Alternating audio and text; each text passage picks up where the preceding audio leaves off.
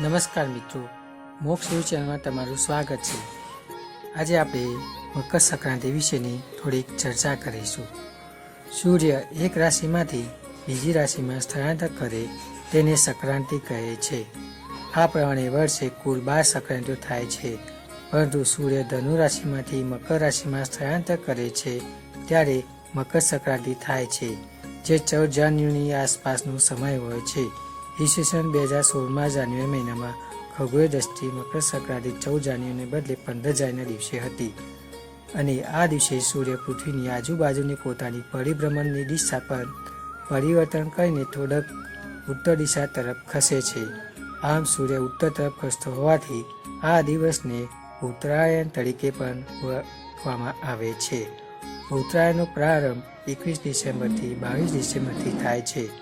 મોટાભાગના લોકો મકર સંક્રાંતિ અને ઉત્તરાયણ એક જ દિવસ હોય તેમ માને છે। લગભગ 1800 વર્ષ પહેલા મકર સંક્રાંતિ અને ઉત્તરાયણ એક જ સાથે થતી હતી, તેથી હાલ પણ લોકો મકર સંક્રાંતિ અને ઉત્તરાયણ માટે ગેરસમજ હોઈ શકે છે। મકર સંક્રાંતિના શુભ મુહૂર્ત માનવામાં આવે છે, આથી મકર સંક્રાંતિને આ શુભ સમયની શરૂઆત રૂપે ઉજવવામાં આવે છે। અલગ અલગ સંસ્કૃતિઓમાં આ ઉજવણી અલગ રીતે કરવામાં આવે છે। ભારત સરકાર દ્વારા મકર સંક્રાંતિને પણ રાષ્ટ્રીય તહેવાર ગણવામાં આવ્યો છે। મકર સંક્રાંતિ એ જ્ઞાનની દેવી માં સરસ્વતીની પૂજા કરવામાં આવે છે, આદર કરવામાં આવે છે। જીવનના લક્ષ્યને પૂરો કરવાની ઈચ્છા રાખનાર માટે આ આદર્શ સમય મનાય છે। મકર સંક્રાંતિનો મહત્વપૂર્ણ સમય પરિવર્તનનું જૂનું તજીને નવું આપવાનો સમય છે। ગુજરાતમાં આ સમયે છેડેલા ધ્યાન અને તલની મીઠાઈઓ, ખાદ્ય પદાર્થો બનાવીને દાન કરવામાં આવે છે। ગુજરાતમાં આ દિવસે ઘઉં, બાજરી કે જુવારને સળી તેનો ખીચડો બનાવવામાં આવે છે। બહેન દીકરી તથા અન્ય લોકોને ખીચડો ખવડાવવાથી પુણ્ય મળે છે, તેવી માન્યતા ગુજરાતીઓમાં પ્રવર્તે છે। આ ઉપરાંત ઘઉંની ઘૂઘરી બનાવીને ગાયોને ખવડાવવામાં આવે છે। ભારતના અન્ય પ્રજામાં આજે પણ માલિક પોતાના નોકરોને અન્ન, વસ્ત્ર, ધન વગેરે સામગ્રી દાન ભેટ સ્વરૂપે આપે છે।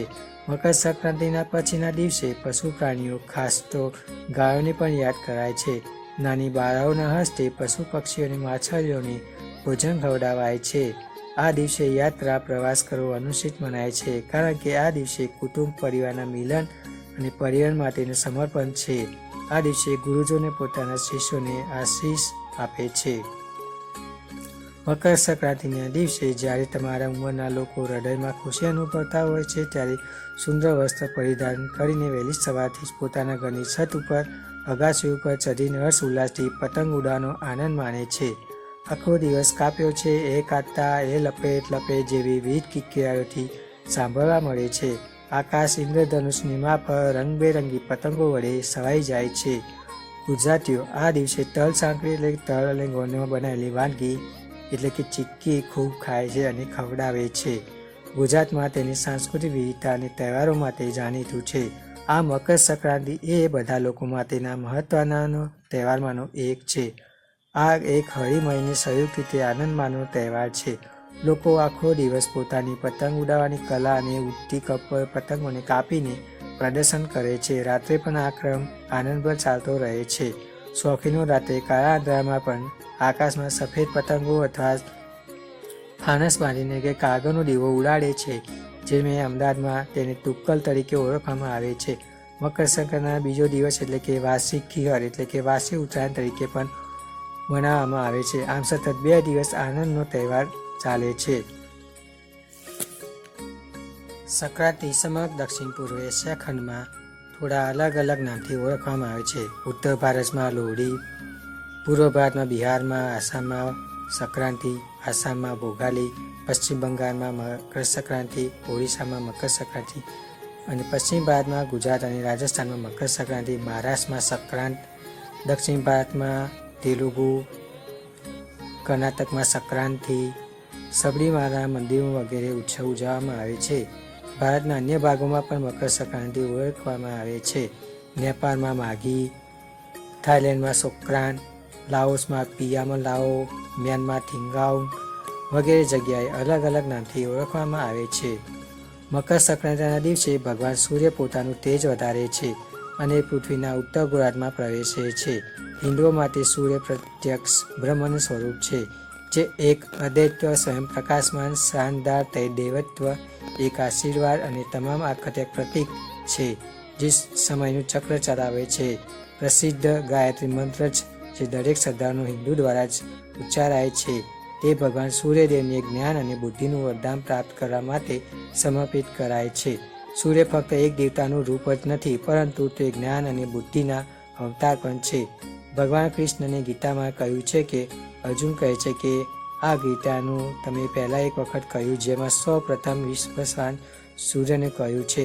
આમ સૂર્ય કૃષ્ણના પ્રથમ શિષ્ય હતા. રવિ એટલે કે સૂર્ય માટે ક્યારેય રવિવાર હોતો નથી, તે નિરંતર કાર્યશીલતા માને છે. મકર સંક્રાંતિ પર ઘણા મેળાઓ જોઈ જાય છે. ખૂબ જ પ્રખ્યાત મેળો કુંભ મેળો છે, જે દર 12 વર્ષે કે હરિદ્વાર, પ્રયાગ, ઉજ્જૈન અને નાસિક આ 4 જગ્યાએ વારાફરતી યોજાય છે. માધ મેળો એટલે કે કુંભ મેળો દર વર્ષે પ્રયાગ અને ગંગાસાગર મેળો કલકત્તા નજીક ગંગા નદી જ્યાં બંગાળના ઉપસાગરને મળે છે ત્યાં યોજાય છે. કેરળમાં સબરીમાલામાં મકર સંક્રાંતિ ઉજવાય છે, જે મકર બિલકુ ઉત્સવ પડી મકર જ્યોતિના દર્શન કરાય છે. પુરાણ કાળમાં પ્રાચીન કાળથી સૂર્ય ઉપાસનાનું મહત્વ રહેલું છે.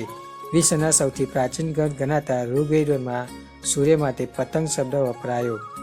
આર્યો સૂર્ય ઉત્સવ પ્રાચીન કાળથી ઉપાસના કરતા હતા. વેદકાળમાં સૂર્યને લગતા અનેક મંત્રો પણ પ્રાપ્ત થાય છે.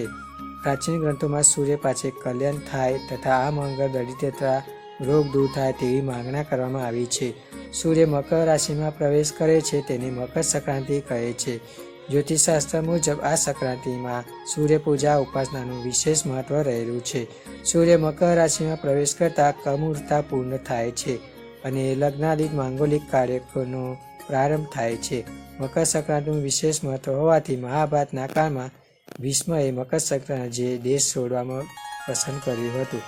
મહાભારતમાં કુરુ વંશના શિક્ષક ભીષ્મ પિતામહ કે જેમને ઈચ્છા મૃત્યુ વરદાન પ્રાપ્ત થયું હતું, તેને બાણ સહ્યા હતા પડ્યા રહીને ઉત્તરાયણના દિવસે જ એટલે કે સૂર્ય ઉત્તરાયણમાં પ્રવેશ ત્યારે જ તેનો પોતાનો દેહ ત્યાગ કરવાનું કહ્યું હતું. આપના શાસ્ત્રોમાં દક્ષિણાયન કરતાં ઉત્તરાયણનું શુભ માનવામાં આવે છે. આમ ઉત્તરાયણના દિવસે ભીષ્મ દેહ ત્યાગ કરીને પર્વ તરીકે પણ ઓળખવામાં આવે છે. સિદ્ધપુરના રાજા સિદ્ધરાજ જયસિંહ 14 જાન્યુઆરીના દિવસે મકર સંક્રાંતિના દિવસે અવસાન થયું હોવાથી એ દિવસે સિદ્ધપુરમાં પતંગ ઉત્સવ મનાવવામાં આવતો નથી. ઐતિહાસિક અને દેવનગરી સિદ્ધપુરમાં દશેરાના દિવસે પતંગની ઉજવણી કરવામાં આવે છે. સમગ્ર દેશમાં ઉત્તરાયણના દિવસે પતંગ મહોત્સવ ઉજવાય છે, જ્યારે સિદ્ધપુરમાં ઉત્તરાયણના દિવસે માત્ર દાન પુણ્ય જ કરવામાં આવે છે અને પતંગ મહોત્સવ ઉત્તરાયણની જગ્યાએ દશેરાના દિવસે ઉજવવામાં આવે છે, જેથી સિદ્ધપુરમાં પતંગો પેચ જામશે અને લપેટોની ચીંજો ઘૂસશે. એટલે દશેરાના દિવસે સિદ્ધપુરમાં આકાશ રંગબેરંગી પતંગોથી છવાઈ જાય છે. સાથોસાથ લોકો ફાફડા જલેબીની પણ મજા માણે છે. હાલમાં બજાર પતંગ દોરીની ખરીદવામાં માંજાપ્રિય લોકો ભીજ જામી જાય છે. દશેરાના દિવસે પતંગ ઉત્સવ કરવામાં આવે છે તેવું સમગ્ર ભારત દેશમાં એકમાત્ર શહેર સિદ્ધપુર જ છે, જે દશેરાની અનોખી રીતે પતંગ ઉત્સવથી ઉજવણી માટે કરવામાં આવે છે. મોક્ષ ચેનલ, અમદાવાદ.